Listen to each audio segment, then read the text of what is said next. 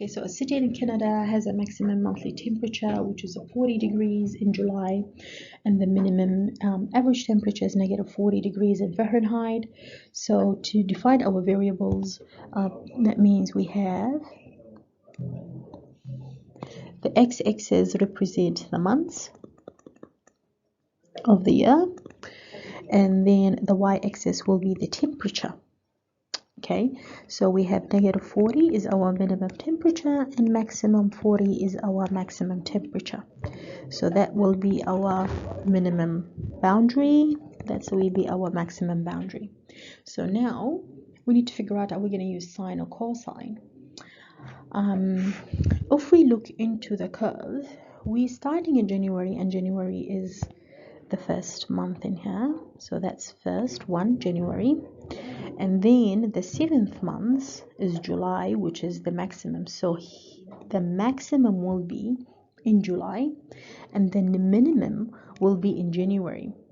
So that means just reminding ourselves of the pattern of the sine and the pattern of the cosine.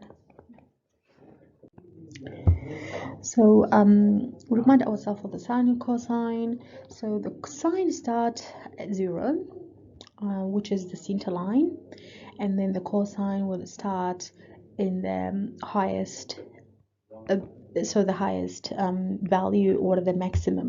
Okay, so if we choose the cosine, that means that should be our starting point, moves all the way back to the y-axis, or in x is 0, and the shift is 7. So that means the horizontal shift would be 7. So let's use the cosine. Just use the cosine, and then I'll show you how to use the sine as well. So I'm just going to write y equals cosine,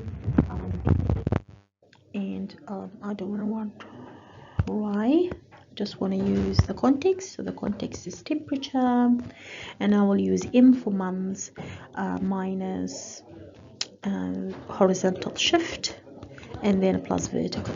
Okay, that's if we use the cosine, and the sine is exactly the same, but obviously sine instead, but we decided that we're going to use the cosine for this particular example. So we'll use A is max 2, and that gives me 40. And then as we said, A, we calculate A first, and then the V straight away, which is the vertical,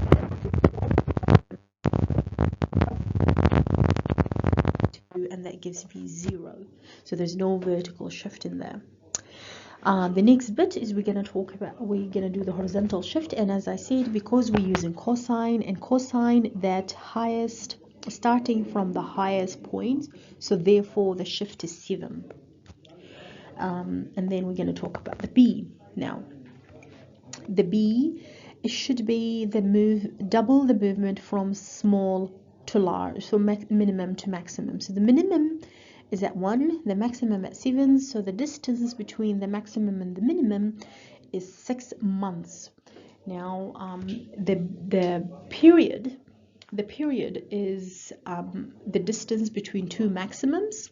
So to reach another maximum, we need another 6 months. So therefore the period is 12.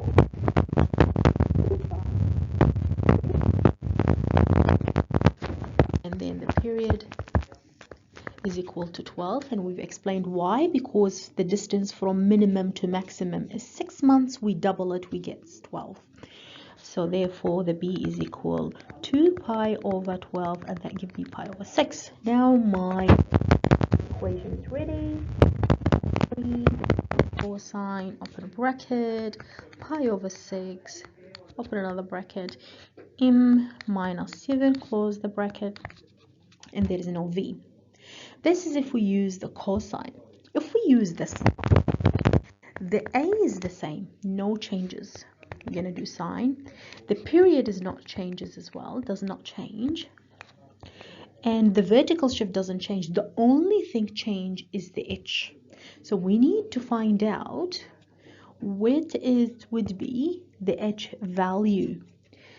Now, if we drew this moving, so reaching the 0 or the center line will be in the middle between 1 to 7. So the middle between 1 to 7 is 4.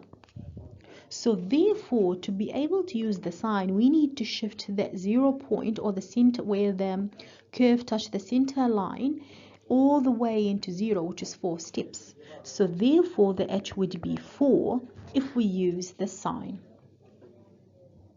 Okay, so the next part of the questions is finding the months. That's the average temperature is 0. That means you're solving the equation for the sine or the cosine for the temperature is 0. So I'm going to use the sine. So I will say T is bracket pi over 6 m minus 4, and there is no vertical shift. So we make that equal to 0. So that means sine inverse to 0 is, if we do use your calculators, your sine inverse to 0 is 0. It happens at 0, pi, and 2 pi. I'm just using the function, the curve of the sine. Now I'm going to write the general formula or the general solutions for the sine, which is theta equal n pi. So remember, when general solution, we need to decide what's your theta, what's your alpha, and the theta is always inside there, right? Theta, and that's what I'm going to write in here. Then n pi plus -1 n, and the so that's theta, and the alpha. I'm not going to use 0 as an alpha, because if you substitute 0 in this -1 all to the power of to the n, that will you know, the answer is always 0, so you will have, this will only give you the first solution. So therefore we're going to do the pi. So alpha is pi, so alpha is equal to pi.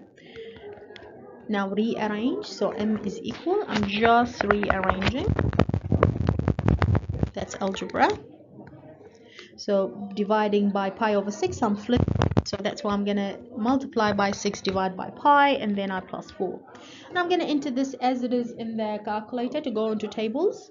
And if you go into the tables, you will notice the solutions comes, if you substitute in -1, the answer is -8, which is not a valid answer, because -8 months. But if you substitute n is 0, you get 10. If you substitute n is 1, you get 4 months. So this is actually, that's mean April and October. If you substitute n is 2, get 22, and we only have 12 months in a year, so 22 is also not a valid solution. So therefore there's only 2 solutions. So we'll say n is 0, and show how you're substituting. -1 to 0 pi. I am just showing how I'm substituting, and that gives me 10. So m is equal to 10, so October is my first solution, and n is equal, again, -1 to the power of 1, oh, 1, not n, 1 pi over pi plus 4, and that's equal to 4. So m is equal to 4, so April. So the temperature is equal to 0 in October and April. Those are the 2 valid solutions. So the next question is finding the average temperature in November. So I'm continue using the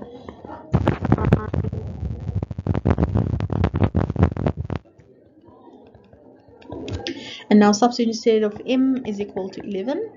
So now we'll have the temperature T multiplied by sine pi over 6 multiplied by 7, and that's you give you -12. So the temperature equals degrees Fahrenheit.